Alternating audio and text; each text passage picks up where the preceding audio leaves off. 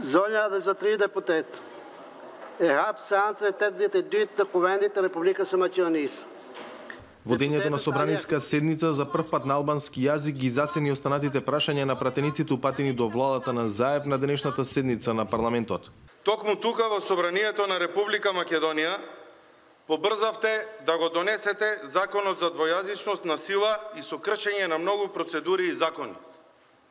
Грубо ги прекршивте законите.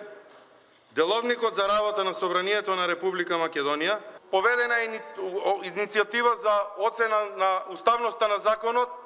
Добро би било да почекаме за да видиме што ќе се случува.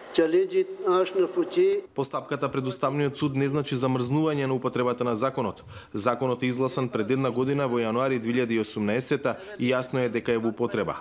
Во првиот дел од седницата, иако немаше директни прашања за имплементацијата на Преспанскиот договор, премиерот самиот го спомена давајќи му економски акцент на документот што го затвори прашањето за името. Верувам, после овие политички одлуки, позитивната атмосфера која што постои за инвестирање и на странски компании и на домашни компании ќе даде резултат. Верувам дека се повеќе од 100 компании пред одлуки во моментот. 4 донесоа петокот кога грчкиот парламент гласаше. Дел од клучните НАТО членки, како например Германија, веќе обелоденија дека го одобриле подпишувањето на протоколот за пристапување на Македонија во Алијансата. Генералниот секретар најави дека чекорот ќе следи многу брзо.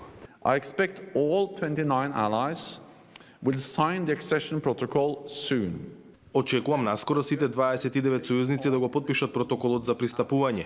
Тогаш Скопје ќе учествува на состаноците на НАТО. Откако сите 29 сојузници ќе го ратификуваат протоколот, ќе можеме да ја поздравиме Република Северна Македонија како 30 член на НАТО. Ова ќе го консолидира мирот и стабилноста во регионот и Европа како целина. Проценките се дека кон крајот на идната седмица ќе биде потпишан пристапниот протокол за Северна Македонија. За Гласот на Америка од Скопје, Владимир Мирчевски.